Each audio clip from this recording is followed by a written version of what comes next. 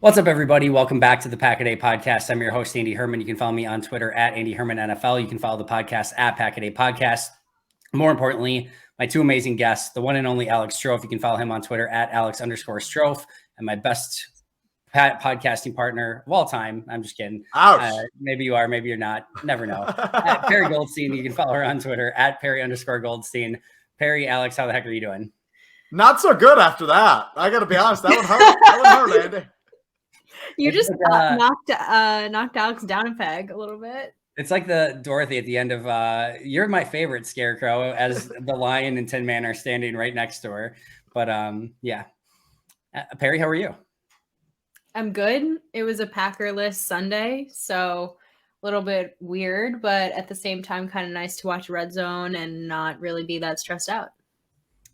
Alex, I know you had a mostly stress-free Packer day as well. I had a totally stress-free football day, right? Like, we're recording in the middle of this Chiefs-Chargers game. I watched the first quarter and a half, and here we are. I'll watch the rest of that game. But I didn't watch football at all today. It was really odd. It felt like it was June minus the weather in Madison, Wisconsin.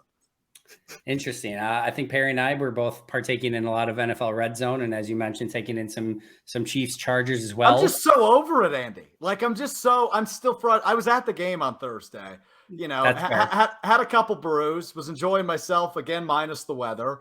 And they just broke my heart again. They built me up for 3 days, as Perri and I were talking about off camera a little bit, right? Don't even get a full victory week. 3 days, and then they break my heart, and I just feel like the season's over. But what we're about to get to, I'm so excited to discuss because we're at that point of the season. I think there's a lot of Packer fans that just need a little bit of a football fast for a hot second because of this entire season and how brutally frustrating it's been. The Packers have a lot of problems, and unfortunately, they have not been able to solve them. So we're going to have to do it for them. So we're going to take today to try and solve all of the Packers' problems. We're going to take 10 of the hardest hitting questions that are out there surrounding the Packers right now, one by one, and do our absolute best to figure out how we can fix the Packers. You guys in? Hire me now, 1265. Let's do it. All right. So, Perri, let's just kick things off, and I will start with you. Is it time? Here we go. Should the Packers start Jordan Love? Okay. The way this question is worded is really interesting to me because should the Packers start Jordan Love or will they start Jordan Love has two very different answers. Well, the platform is yours. Because should they? Look, they're basically eliminated from playoff contention. Their quarterback likely has a broken thumb right now, and they're staring at the face of like a top potentially 10 pick if the season keeps going downhill. We've said this on the show before. You have this like big unknown. You took this guy in the first round a couple seasons ago. You have a 5th-year option coming up. You have to make a decision with him. And now you're being given this perfect opportunity of basically a lost season filled with games. You have like basically almost half a season to know. And after this, you might actually really know if Jordan Love is the guy you want to keep around or not. Yet, will they do this? No, of course they won't, because it's not that simple, right? It's just I've thought about this so much. If you take it like totally out of context, you take names out of the picture, franchise out of the picture, you give this like scenario, player A, B, here's the scenario. You say, of course you start this player. But that's not how this works because it's Aaron Rodgers and he's your franchise quarterback for almost 2 decades. And this might be his last season. And he also has a personality that wouldn't take this well. And you don't want to cause problems in the locker room and you don't want to put Jordan Love in bed. There's so many other variables about like why. I think the only way you do this is 2 things have to happen. One is you're completely mathematically eliminated. And B, you put Aaron Rodgers like on an IR because his thumb is not working. And he has to be okay with that. He has to say, this is fine. Jordan can play now. Alex? Absolutely nailed it, Perri. That was brilliant. I mean, you're 1,000,000% spot on. Every reason you listed is correct. Look, the answer is yes. Should they? Yes. The 5th-year option is the part that bothers me the most, right? Because you have to make a decision on that this offseason. And I don't know the exact dollar amount. It's somewhere in like the $19-20 million range too, right? So that's a hefty price tag for a backup quarterback. You don't know what Aaron Rodgers is going to do. I think he's back next year, but that's my opinion. That's not a fact. So there are so many other factors that play into this. Sports are all about scapegoats, right? And I think the Packers right now are faced with the option of picking from 3 scapegoats. I don't think any of the 3 are gone after this year in Brian Gutekunst, Matt LaFleur, but that third scapegoat is Aaron Rodgers' thumb. You put him on IR. That's the reason the offense couldn't click this year. Let's see what we've got in Jordan Love. Aaron, like a couple of years ago, he had the what was it? The broken leg, the knee, right? Yeah. And we didn't find out about that till the end of the year. Get ahead of it, right? Oh, we lost to the Eagles. Season's over. Aaron's thumb is really messed up. He's going to go on IR. His season's over. We'll see him back next year. Here's a 6-game presentation of what Jordan Love's got. Because at the end of the day, none of us know, right? Dallin Levitt and Devondre Campbell can go on as many shows as they want and say Jordan Love looks like a starting quarterback. But Andy, Perri, myself, we have no damn idea what Jordan Love's got. And I would really, as a fan, and again, Perri, you're right. We're not going to see Jordan Love, I don't think.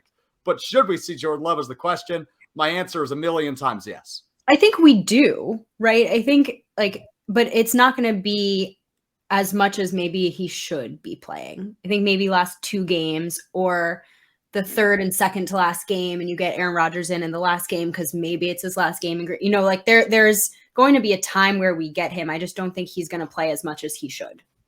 I think the last game is Jordan Love's for sure. I think that one seems, especially because it's going to be a glorified preseason game. That game's not going to matter at all for the Lions or the Packers. I think that'll be Jordan Love. So I think we see him at some point. I think there's a lot of unknowns here that make it very difficult for us to make a determination on.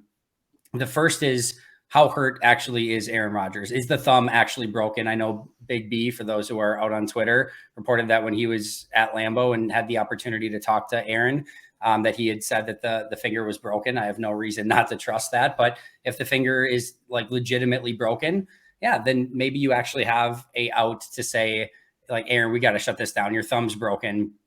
There's no reason to continue playing on. We're mathematically eliminated from the playoffs once that happens. And this is just smart for you. It's smart for the franchise. It's good for Jordan. There's no reason not to do this. But a couple other things that we don't know is we don't know if Aaron Rodgers has made a decision on next season. I doubt he has. And I doubt he has told the Packers what that decision would be. But if he has made a decision and if he has notified the Packers that this is my last season, I don't know if that changes your calculus at all, but as Perry's saying, you probably do let him finish out the season, at least the last game at home at Lambeau. It probably does change the calculus in some capacity. Whether that should or shouldn't, I don't know. That might almost give you more of a want to see Jordan Love if he's saying he's out and retired, but that does change the calculus a little bit. Like I said, I very much doubt that has happened or that will happen, but Aaron's a complicated fella. You never know exactly what you're going to get. I also think that number one, assuming that Rodgers hasn't made up his mind so far, I don't think there's any chance in hell that Rodgers would want to be shut down for any period of time, even if the thumb is broken. Because just knowing Aaron, what if Jordan Love comes in and plays extremely well? That's an indictment on how Aaron's played this season so far. If Jordan comes in and plays well and wins 3 games in a row or something, that's not a great scene for Aaron Rodgers. And now Aaron might see Jordan in practice every day and be like, man, this guy's he doesn't have it. He's going to struggle. But even that little shred of doubt of if he comes in and tears it up, that changes the calculus for everything. So I don't think Aaron's going to want to take that chance that all of a sudden Jordan looks great.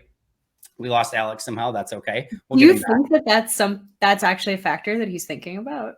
I think that I don't know that he's thinking about it, because I don't know that he's thinking about actually that Green Bay would come to him and say, we want to start Jordan. But I guarantee you he would not want to be taken out in any capacity. He would want to finish the season. Excuse me. And then I think the last thing is, if you do decide that you want to go to Aaron and have this conversation of how to handle or that you maybe want to go with Love, maybe you want to involve him in that conversation, right? You have to have that determination of hey, if we go to Aaron and ask him what he wants to do and he says he wants to keep playing, like then you almost have to let him keep playing, right? If you're going to involve him in that decision. So are you going to him and saying like, hey, we're wondering what you think. We're thinking maybe we should shut you down for the season. Then if he says no, like then you're in no man's, excuse me, you're in no man's land. Or are you going to him basically saying, hey, we're going to shut you down. Your thumb's broken. We need like, and then how does Aaron handle that situation? So there's a ton of complexities here, to say the least. I'm with you, Perri, in the fact that I don't think they will make some crazy decision. I don't think they're just going to go with Jordan. I do think Jordan probably plays the last game, which will be a glorified exhibition game. We know the Packers don't play starters in exhibition games. So, I think they probably allow Jordan to play that, but I don't think they probably make a move before then. And certainly it doesn't even become in the question until they're mathematically eliminated from the playoffs. I think it's unfortunate because I think that you have a lot of like really tough decisions as a franchise right now. And you're actually given almost this opportunity on a silver platter to figure out what you have and potentially your next generation. And now, yeah, it sucks that you're dealing with all of these things. It sucks that this is the last season. It probably really feels like a window has totally shut on you, but this team always plans ahead. And now they have this potential opportunity to like really get ahead on next season, and they kind of can't do it. Yeah, it's there's so many reasons that this season is frustrating, and that's just like the cherry on the sundae. Is like in some cases when you're just bad, the end of the season affords you the opportunity to kind of just try some crap. And almost with where they're at right now and just the absurdity of everything is like they can't even do that, which is almost more frustrating. But yeah. We'll get to a variety of other topics here. Alex is back with us now. Nice to see you, Alex. Yeah, my computer is really cooperating. Really happy about the system refresh on that. Anyway, where are we? We are on number 2. I will let you kick things off on this one. So we just finished up Love and Rodgers. Should the Packers fire Joe Barry in season?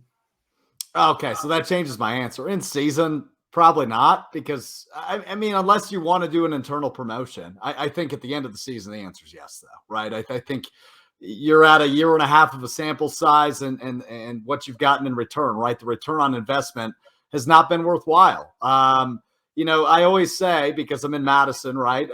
There's the parallel universe where Jim Leonard did take the Packers job. And that defense is top 3, just like we all predicted in the offseason. But yeah, I don't know if it's an in-season move. If it is, I'm not going to be upset about it by any means as a fan. But I guess I don't know how crucial it is. Sorry, Perri, go ahead. Fill me in. Okay, well, the original question was not in season. Right. It was just, should the Packers fire Joe Barry? I got to change things up on you just to keep it real, keep it fresh. No, you can't. So, yes, they should.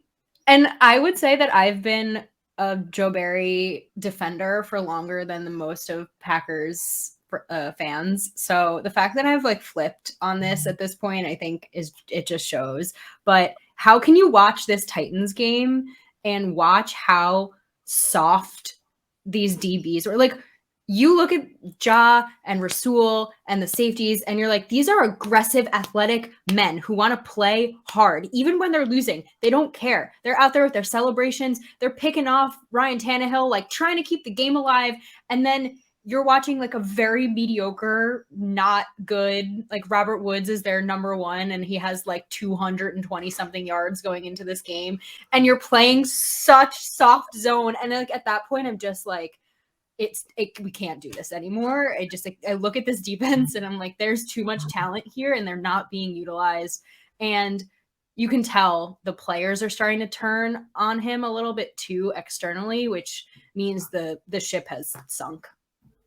Yeah, I agree with both of you that so Perri, do you think they should do it in season though? I guess, let me ask you that. No, there's no reason to, right? If they were in playoff contention and it was like the defense was holding them back in some way, and like maybe a change was going to be like the kick in the butt, sure. But this team isn't going anywhere. And I just don't think that move does anything other than like an additional demoralizing feature of the season. I'm with both of you on both accounts. There's no reason to do it in season. If you were going to do it, it would have been right after the Titans game, right? Where you have a little bit of an extra bye week and you make the coordinator change at that point. So it gives you the rest of the sort of semi bye week to kind of prepare and go and move forward. So I think it would have been done at that point, especially coming off that loss to the Titans, one of the worst passing offenses in football, where you allow, like Perri said, a bunch of easy completions to a bad quarterback and bad receivers and bad weapons throughout the course of the game. So I think that's probably when you do it. But the other thing is there's nobody that's worthy on this defensive coaching staff of being promoted to that position. Right. Jerry Gray's the only one with defensive coordinator experience, and he can't get his secondary to talk to each other in a way that's actually effective. And if anything, Jerry Gray should probably be on the hot seat more than Joe Barry should. So I just don't see anyone that makes any sense. And for that reason, I just think you finish out the season with Barry. And at least Barry's made adjustments at times. I'm not saying they've been great adjustments. I'm not saying he's stuck with the adjustments when he's needed to, but at least he's made changes and adjustments. They've started playing at times more physical. They've started blitzing more. I don't know why they didn't against the Titans. It's mind blowing of why they didn't after they've had success playing a bit more physical, a bit more press, a bit more man-to-man coverage. And then, not in some critical situations against the Titans is, again, mind-numbing. But at least he's made some adjustments, and maybe he can figure out a formula for the rest of the season that will work for this defense. I'm not holding my breath, but I just don't see the advantage at this point to moving on in season. So off season, I don't think there's any question. I think he's gone, but I wouldn't make any changes at this point either. Go Jeff Saturday style with the DC position, right? Get rid of Barry. No, go Leroy Butler, right? You just showed him on the facade on Thursday's game. Bring Leroy in. Great motivator. That's my vote. You might as well have fun with it if you're going to do it in season, I guess, is all of our points, right? You're not going internal. You're not going internal. So could you imagine? It'd be fun, It'd be right? amazing. It's a story on a lost season. That's my vote. It'll be very interesting to see what direction they do go in the offseason. And like I said, there's going to be some major changes with this team moving forward. It's going to be a very interesting offseason. Defensive coordinator, almost assuredly one of those, but who they peg to replace Barry will be very interesting, assuming they do go in that direction. All right, number 3, should the Packers release Sammy Watkins? I'll kick this one off, and I will say unequivocally yes. I know that right now Romeo Doubs is injured. I know Cobb is just coming back from injury. I don't care. You have 5 wide receivers right now that should play when Doubs comes back. You have 4 wide receivers right now that should be unequivocally playing ahead of Sammy Watkins and Lazard, Cobb, Watson, and Toure. And as soon as Doubs gets back, that's 5 receivers ahead of Sammy Watkins. And Sammy Watkins gives you nothing on special teams. He gives you nothing as a wide receiver. He's not a weapon. He's not a gadget guy. And he's on a 1-year contract. You're not going to bring him back next season. There's absolutely no reason. If Sammy Watkins takes 1 snap from any of the rookie receivers the remainder of the season, that is unacceptable. There's just zero reason for it. So, and if you want to bring up a Winfrey, if you want to bring up, a Fulgham, I don't even care. They don't even necessarily need to once Doubs is back. But again, there needs to be accountability. Watkins hasn't been good enough. He's not going to be on your roster next year. Go in a different direction. Absolutely.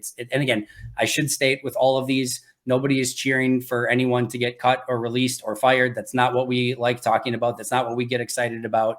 But as Matt LaFleur mentioned, this is a production-based industry, and this is part of the equation. You get hired in the NFL to eventually get fired. You're almost everyone. Bill Belichick will be one of the rare people in the industry that does not get fired at some point. But other than that, it's a production-based job, and he has not produced the way that he is needed to. I'll let either of you go. Yeah, Andy, I guess my follow-up question is, you said you do not want Sammy Watkins taking any snaps away from the rookies. Would you be less upset if Dede Westbrook showed up and took snaps away from, let's say, Samori Toure, right? Are you more upset if Watkins does it or if Westbrook does it? And that's a serious question. Sure, because at least Westbrook on the roster gives you help on special teams, right? At least he gets an opportunity to, show himself as a returner. Do I think Dede Westbrook's going to be back next year? No. Would I rather just Samori Toure get those snaps and be the punt returner? Yeah, absolutely. But I would be less upset at this point if you gave D.D. Westbrook a chance than I would be with Sammy Watkins. Sammy Watkins had his chance, in my opinion. Yeah, you're 100% over the Sammy Watkins experiment, which I think, most Packer fans, probably including you, Andy, were over in, I don't know, July, right? Like, this was never a good idea, and it's proven not to be a good idea. I've heard the nickname Hammy Watkins out there, and you can never fault a guy for getting hurt, obviously, but he has a track record of being just that hurt. So, and he was number 4 overall pick, but he's never really lived up to it. And, he's certainly not going to do that 10 years into his career in Green Bay. It's unfortunate, but I'm with you, Andy. I vote yes on this one as well. Perri? Cut, bench. I don't know. It's kind of all the same to me. Like, fair. I agree with the snaps thing. Like, he should not be playing. He's not good. He runs the wrong routes. He doesn't accelerate when he needs to. He's not on the same page with Aaron Rodgers. Like, at least going into the season when Rodgers was talking about him, I was like, oh, maybe they'll have some chemistry. Like, they don't. He's had a couple of nice catches. He had one good game against the Bears. And so I'm here for the benching, right? You cut him. There's like nothing really to it. It's like he's not going to be back next season. They actually set up his contract so that this was a very low risk, potentially high reward situation. So the Packers were smart. It's like a dead cap of like $400K. So it's all the same to me. I just don't think he should be playing. That's fair. I think we're on the same page overall. And like you said, whether it's a cut or a bench, I would like to see some accountability on this roster. And if you're not, and I guess it started with Kylan and Amari, but if you're not playing up to expectations, I think there is something to that, but I understand. And if it's a bench instead of a cut, they don't save any money this year by releasing him now. He's a veteran. He's guaranteed, his whole contract's guaranteed at this point. So there's no financial savings by doing it. So I can certainly understand benching as well. Perri, I'll let you kick off number 4. Should the Packers bench Darnell Savage? Okay, but like for who? Because yes, but for who? Like, you could maybe go with 2, Rudy Ford and Amos, but then who are you bringing in without Stokes? Shamar John Charles has been hurt. That I just don't think they have the depth, unfortunately, in order to bench Savage. Should they, based on his play? Yes. Do I wish they hadn't picked up his 5th-year option? Yes. I just don't know if they actually have the luxury of benching him at the moment. That's fair. Alex? Yeah, logically the answer is probably no, but also logically the answer is yes, given his play this year, right? So I guess the case toward your point, Perri, is probably let's see what those guys are worth.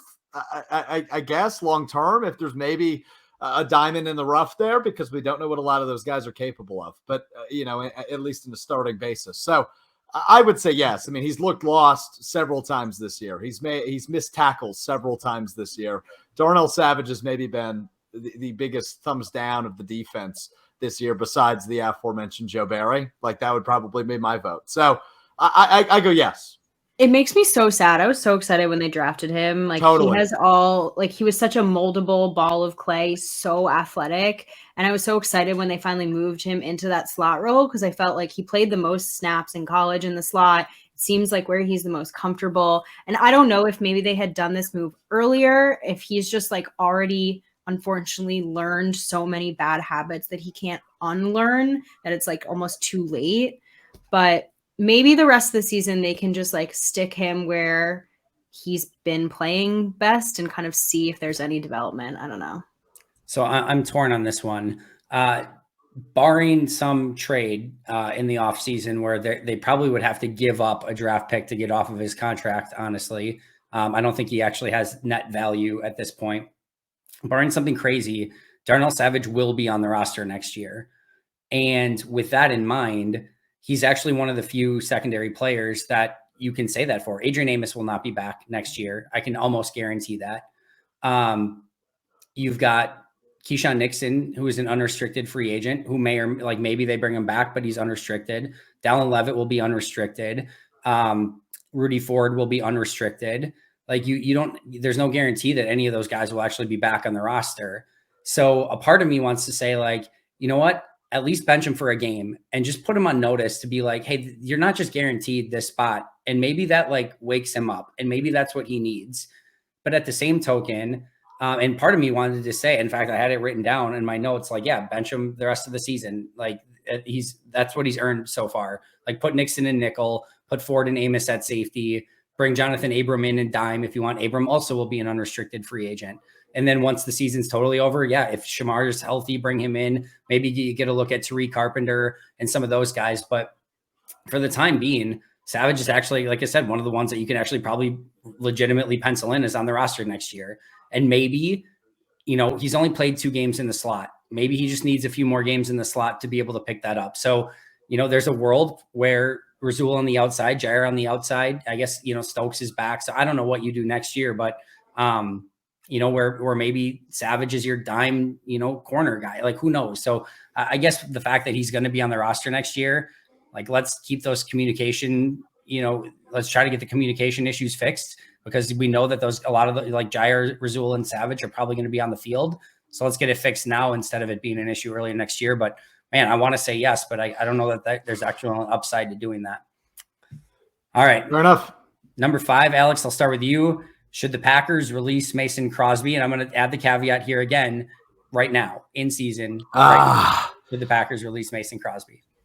No, he's not going to be back next season. Like this season is it for him. But the answer, Andy, is still no. Like, and I'm putting typically, I know it's a business, right? Football's a business. Morals aside, I'm saying maybe, right? See what you got in the other guy, but morals involved.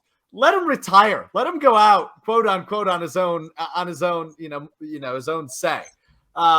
He's just been here as long as anybody, right? So you let him go out on his own word, but I can't put aside morals here. I just love Mason Crosby. He's been here for 15 years. It's hard for me to say. Perri will give you a real answer. He's been here almost as long as Rodgers, I believe. 1 year less, I believe. Yeah, I think you're right. 17 seasons. Yeah. I don't see any reason to. Like, he's kicking fine. Obviously, his leg isn't what it used to be. He's missing like some of those 50 and longers. But like, what do you gain from doing that, and what do you lose from doing that? And I think what Alex said is like, he's another player that's been with the team for 15 plus. Just let him finish out the season. The season doesn't matter. He's not going to be kicking in a playoff game. Like, it's fine. They're losing games regardless of him anyway. I am curious why you think he's not going to be back next season, because I'm pretty sure he's under contract through 2025. I think either A, he'll retire, or B, they'll go in another direction. Like he doesn't have it anymore. Yeah. Like, so if that's the case, then yeah, let him ride out the season. It's so harmless. I don't know. Maybe I'm just a jerk. I think we're too nice. Is what's happening here, Perri. You and I care about I'm literally weighing like, what are the pros and cons of this? And to me, there are just like too many cons to like First of all, who else would kick? Ramiz? Ahmed, yeah. Like maybe they want it like very similarly to like in a very different way. Like see, like Jordan Love. Like you can find a kicker in the offseason. Can they? They haven't found a returner or a long snapper. Just draft one, for the love of God. Get it out of the way. Get the best guy in the college ranks. Just sometimes you got to draft a kicker and a punter. They can't find a punter. They can't find a long snapper. They can't find a returner. What makes you possibly think they're going to find a kicker? Like, damn it, Andy. This is depressing. They found Mason 17 years ago or whatever it was. But you don't cut him. I'll say that. At worst, you put him on IR because he's clearly his leg's not like there. So if he can't kick, you put him on IR, and that's it. You don't cut him. There's no need to cut him. If you want to let him finish out the season, it's fine. Like you said, they're not going to win anyway. Ramiz is going to stay on your practice squad. You're going to get his rights going into next year anyway. So it's not like you have a threat of losing Ramiz Ahmed. So I'm fine with it. But if you wanted to get a look at Ramiz, I guess just call him up from the practice squad again for a couple of weeks at the end of the season, or put Mason on IR. But I don't know. I'm a bigger jerk where if they wanted to go in a different direction, put him on IR and see what Ramiz could do, I wouldn't be too hurt by it. You're an ass. Obviously, we're well past that. Number 6 and number 7, I'm going to combine into one. Should Matt LaFleur and or Brian Gutekunst be on the hot seat? Perri, the floor is yours. Hard no. First of all, I feel very strongly about this. First of all, they just extended them this offseason. So whether you think they're on the hot seat or not, they're simply not. Put logic aside for a minute, Perri. Come on. Sorry. Second is, look, there's not enough time for this question. Like, we could do an entire episode on this question. They have both coached and created rosters that went 13-3, all 3 of which, maybe you could argue only 2 of which, fully were capable of making it to the Super Bowl and should have made it to the Super Bowl in 2020 or 2021. You do not put coaches and GMs on the hot seat when the going gets rough one season in. If this is a repeated offense next season, the season, yeah, sure. When it becomes a pattern. But this to me feels like such an odd, strange aberration, accumulation of a lot of bad things. Like, give them a chance to right this ship. They get the benefit of the doubt for me. Alex? I tend to agree with Perri, but then I of course I'm going to make the reverse argument just for a second, right? Just to put him out there, and that is with Matt LaFleur, he gets the benefit of the doubt because he's had Aaron Rodgers, but also you could of course make the case he revitalized Aaron Rodgers, right? He won 2 MVPs under him. They won 13 games 3 years in a row, right? So there's all the positive arguments you can make for Matt LaFleur. The seat's a tiny bit warmer for Brian Gutekunst, but I don't think it's that hot yet, right? Like, it's when you're simmering on the stove. He's not quite up to a 5 or a 7. It's probably simmering or maybe close to a 2, but you need another year before the seat is very warm under Brian Gutekunst. Perri and I feel like we've talked about this every time we've been on the show together for the last 2 months, and that is whether or not Matt LaFleur deserves the benefit of the doubt. And I think her and I are still on the same page. He does. And I need another bad year, right? If this year turns out to be 5-12, worst case, and they do it again next season, then yeah, the seat is certainly really hot, and there are some conversations to be had. But I fully believe Matt LaFleur deserves the benefit of the doubt, and I would love to see him in Green Bay with a different quarterback at some point down the road. I would really just love to see what happens there with Goody. Real quick, Perri, and then you can jump in. But with Goody, there's more frustration because he's never gone all in with the limited window that Aaron Rodgers has, right? It's a similar argument. And I think fans are especially frustrated because of what happened at the trade deadline this year, which, by the way, was nothing. And the losing. So, Perri, go ahead with either a rebuttal or hopefully an agreement, but you're shaking your head. This is why fans don't run this team. Exactly. Right? I'm a fan. Reactive and in the moment and need immediate gratification. And that's the opposite of what a GM is supposed to do. Like, you're supposed to plan, you're supposed to build. And yes, there are many arguments to say that. What's the plan when Rodgers leaves? And that's right, the rebuttal. Like, Goot has not, I'm sure he has one. He's not an idiot. I'm sure he has one. 2 is like, yes, you can take a look at his drafting and you can make comments about okay, fine. He's also been incredible at finding undrafted street talent, which is, I think, something that most GMs can't do. It's looking like the 2022 draft is a hit in, like, I would say most regards, especially, like, I think he's more of a development guy. So every year we're like, oh, let them develop. Look at what the rookies are doing this season, right? Even just your two top picks in Christian Watson and Quay Walker. So look, I just don't think like fans and a GM think the same way, which is why I don't think fans understand like his process at all. And I will defend Matt LaFleur because I agree you need to see him with non-Aaron Rodgers to know like what kind of coach he is.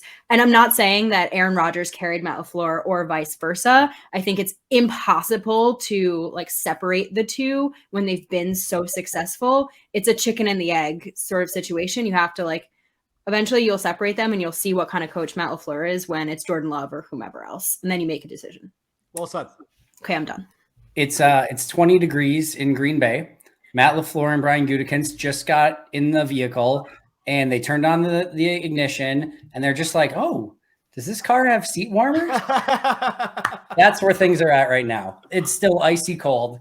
So much better than my stovetop analogy. It's freezing cold out. and the car just got turned on, and they just realized that maybe the car has seat warmers that are just kind of kicking in. That's where things are right now with Brian Gutekunst and Matt LaFleur. For the first time in really either of their 10 years, there's a little bit of heat. It's not much. It's probably more there, from the fans, and I'm sure, internally there's a lot of angst and frustration in the organization as a whole. I guarantee you both are feeling it. When Matt LaFleur was so emotional after the win against the Cowboys, I guarantee there's a reason why. This is an organization that really felt that winning or that losing streak in a variety of different ways, and just getting any win at that point was much needed and I think important for the franchise.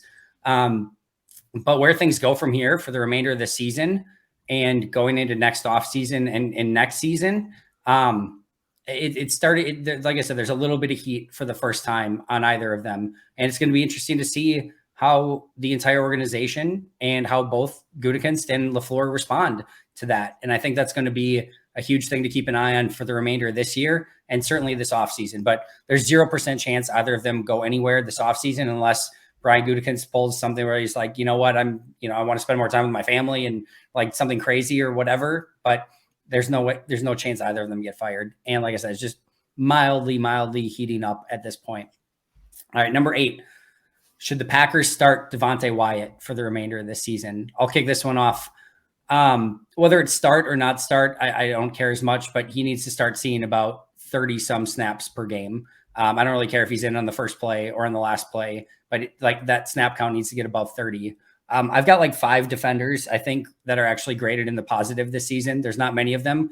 Devontae Wyatt's actually one of them, in very minimal minimum snaps. And I think if he played more, he probably would not be graded in the positive. But you got to give the guy a chance, and there's just no reason. He's too talented to not have on the field. And like his flash plays are actually really fun. And I just want to see more Devontae Wyatt. One of the few things that we could actually sink our teeth into and enjoy for the remainder of the season is just to see if he can develop. So I need more Devontae Wyatt.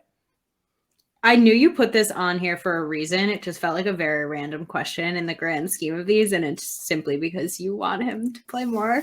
No, it's because he wanted to sneak in promo for his grading. Yeah, of course. Perri, right? I have him graded positive. That's why. For the record, a lot of people have been frustrated with the fact that Wyatt hasn't been playing, so that's why I wanted to add this on. Which is fair. Look, we've been. I think a theme here with the three of us and how we feel about this team at this point is. It's a lost season regardless if they sneak into the playoffs. So you have to take some kind of positives. So you're looking at, do we play Jordan Love? That's in the realm of this question. We look at the development of the rookies in Quay Walker and Christian Watson. And in that same conversation is play more of your rookies, play potentially more of your depth pieces that you may want to re-sign. Like give them this chance now because there's nothing to lose anymore, literally. And you picked him in the first round for a reason. He deserves that time to develop, especially when, quite frankly, the D-line hasn't even been playing that great. So, again, what do you have to lose? Maybe he adds something, maybe he doesn't. It can't really be much worse than it is. Bingo. I mean, you guys have said everything there is to say, right? When I read this question initially, it was, I got to be honest, I don't remember seeing a ton of Devontae Wyatt on the field so far this year. So, yeah, I'd like to see how a first-round pick fares out there, right? So, obviously, you've made it 38 minutes into this podcast if you're listening or watching. Andy and Perri are much bigger nerds than I am. Love you guys. But I just don't remember seeing a ton of Devontae Wyatt this year in the football I have watched. Yeah, I think it's more than time to see a little bit more Devontae. And like I said, whether he's starting or not starting doesn't really matter, but I would love to see a little bit more of him. All right, question number 9. Perri, I will start with you. Should the Packers shut down David Bakhtiari once they are officially out of the playoff contention? I hate this question so much. Me too. You're welcome. I don't have an answer, to be honest with you. I don't know. I'm not a doctor. And I think that's at the end of the day, who's probably going to need to decide this. Look, if you're looking at this from a long-term investment perspective, it's probably smart too, but then at the same time, I think about football being a rhythm, repetitive sport. And I'm like, but would the reps actually help him stay in shape? How much does rehab and taking time off actually help him prepare? I don't know. I don't have an answer. The last thing you want, obviously, is to continue to aggravate it. So if doctors think playing is going to do that, then sure. If doctors think he actually needs the time on the field in order to strengthen his knee, keep him out there. I just don't know. Like, you don't need me to tell you I don't break down a ton of film. I also probably don't need to tell you I'm also not a doctor, Perri. I'm also not one. But I will say I feel a little bit stronger about this one, though. I do vote yes, and I feel the same way about Aaron Rodgers if that thumb is really bothering him, right? Like, my motto on this episode, guys, if you can't already tell, is why not, right? Why the hell not? Let's try to see if you can get David Bakhtiari back to a full 100%, and maybe even optimistically back to that all-pro level. So again, I am not a doctor, but like, I don't feel like there's a lot of reward to come out of the rhythm when you're still going to get, what is it, 6-7 months off anyway. So that would be that's where I lean. To me, this is maybe the one I feel most strongly about, and that's you unequivocally shut him down. 3 reasons. The least of which is I just want to see more Zach Tom. And I think, getting to see more Zach Tom at left tackle, again, in a season that's lost, would be fun. That's the least of the reasons. Number 2 is there's probably a number of snaps that David can play for the remainder of his career. And you don't want to use those up when they don't mean anything. Just feel like you don't want to, like, he's clearly still struggling with things in some capacity and trying to gut things out. There's been games where like he can't even get through the game and has to come out of the game. Like the more time he can maybe have to rest it and rehab it and whatever he needs to do, maybe it can't get fixed. Maybe this is just the new reality for David Bakhtiari. But even if this is it, this is as good as it's ever going to get. You're probably still on a time clock for how many snaps he gets on that knee, and to play those when it's meaningless, I don't do it. But most importantly, as much as nobody's going to want to talk about it, is I think there's probably a very strong chance that the Packers release David Bakhtiari this offseason. In fact, I would be willing to bet on it based on how his contract is structured. They'll have to pay a bunch they'll pay a bunch of dead money this upcoming season, but we'll still save some. And then they'll save all of his 2024 salary cap by doing that, which just when you have a player that you don't even know if he's going to make it through any given game, you probably have to do that, as much as that sucks. If he were to re-tear his ACL right now, you can't release him in the offseason. And it becomes an actual issue because now you have to release him with an injury settlement, and where it gets really, really messy, and you have to pay more of that contract than if you actually want to release him. The moment that you become no longer playoff eligible, you have to shut him down, in my opinion, because you need to be able to keep open the option that if you want to move on from him in the offseason, and that's the decision you think is best as a franchise and best as a football team, you want to be able to keep that option open. And if he would re-tear his ACL or have any sort of injury that would keep him out for next season, then you don't have that option anymore. So more Zach Tom. Even if you want to keep him, limiting the amount of snaps that he plays the remainder of this year is the smarter move. And you want to be able to keep the option open to move on if you want to, in fact, go in that direction, which I think they will. Packers are known for moving on from offensive linemen like a year or 2 early as well. Yeah. So I really hate that, though. But I can't believe I'm about to ask this question. No, go ahead, Perri. I think you're about to. We might be thinking the same thing, but does he come back if Aaron retires anyway? Bingo. You got it. Or even if Aaron does come back, he might realize too, you guys, I can't do this anymore. He might just retire too. But in the same breath, does Aaron Rodgers even let Gutekunst and company even get close to cutting David Bakhtiari, right? Because we know how he essentially forced their hand to bring Cabo back. Obviously, this is a much more hefty price tag, but I don't know. And an arguably much more important position.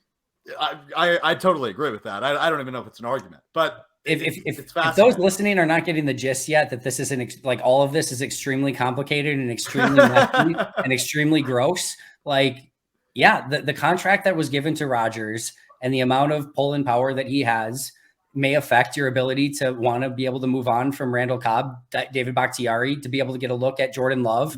It's just a very, very, very extremely messy thing. And all of it goes into all of these decisions. If you think it's easy being a GM in the league, it is not. There are some very complicated issues that go into all of this.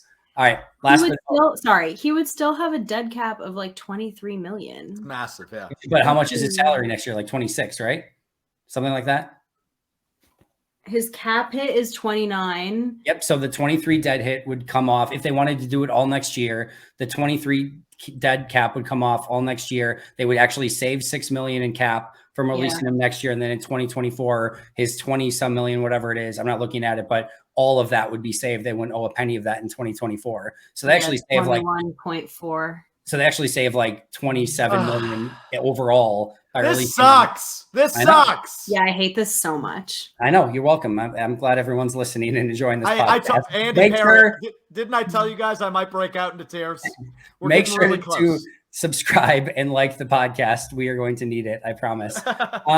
Number 10, last but not least, since we're having so much fun, should the Packers tank the remainder of the season for a better draft choice? Perri? Not a chance. Oh, go ahead, Alex. Sorry. No, I cut Perri off. My answer is not a chance. That's all I got. Perri? I don't believe in tanking, first of all. I don't believe if you play in the NFL that you are even capable of tanking. They're too competitive. Oh my God, sorry. Bingo! There's simply no way. And second of all, they don't even need to tank. They're already like at number 12. Like there's no tanking needed. They just need to keep playing the way they're playing. They're gonna have a good draft pick anyway. That was double chef's kiss. Beautiful response. That is the correct answer. Ding, ding, ding, we have a winner. Do they even need a tank? They're probably going to like lose all but one game anyway. But they don't need a tank, nor will they tank. So it's not really in the realm of conversation. You can do things like potentially shut down a Bakhtiari, like potentially go to a Jordan Love. Like there's certain like start a Devontae Wyatt who maybe not be fully ready yet. Like there's certain things you could do. Play a Shamar Jean-Charles more to see like certain things you can do that will bring about potentially more losing, but you don't have to actively try to tank or anything like that, which is not what they would do anyway. All right. I think we're just depressed now. Yeah, definitely. I don't think we actually solved any issues. I think we've just illuminated all of the problems that are actually there and are convoluting and complicating things, which is no fun. But I had fun with you guys anyway. So thank you for joining me. And this is a great conversation as always. For those listening, of course, you can follow the podcast at Pack a Day Podcast. You can follow me at Andy Herman NFL. Perri, where can we follow you on Twitter and where can we find your work? You can follow me at Perri_Goldstein. And most importantly, you can follow my podcast. I'm on Pack a Day, but I also have my own podcast at Packs What She Said, PWSS Podcast on Twitter. Next couple weeks are going to be kind of interesting for the Packs What She Said clan because Maggie Loney is on maternity leave. She just had a little healthy baby boy. So we'll likely have Mr. Herman on as a guest. Just going to be me and lots of guests, potentially me solo, which I'm not sure how I feel about, but tune in because it's going to be interesting. Congratulations, Maggie. We could not be more happy for you. So that's the biggest news of the day. Alex, where can we find you? You're actually my favorite, by the way. Where can we find you? Thanks, Andy. No, but second that to Maggie. Congratulations to the Loney clan. I'm on ESPN Madison 100.5 FM in the Madison area. If you are down here in the wonderful area, or you can get us on the ESPN app. The high noon hour, the Great Dane Huddle, Wisconsin College game day. If you're into Badgers football. Do that with former NFL punter Brad Nortman, total legend. Played in the Super Bowl with the Panthers. Great guy. Wanted to get into that when we talked about Mason Crosby earlier because he kind of got pushed out. And it's like, you don't like to see that happen to the specialists. But anyway, I'm rambling. On Twitter at Alex_Strofe, where I do more rambling. Appreciate you hanging out with us today and appreciate you both. I appreciate you guys as well. Again, follow the podcast at Pack a Day Podcast. That is going to do it for us today. But until next time, and as always, go Pack Go. Go Pack Go. Go Pack!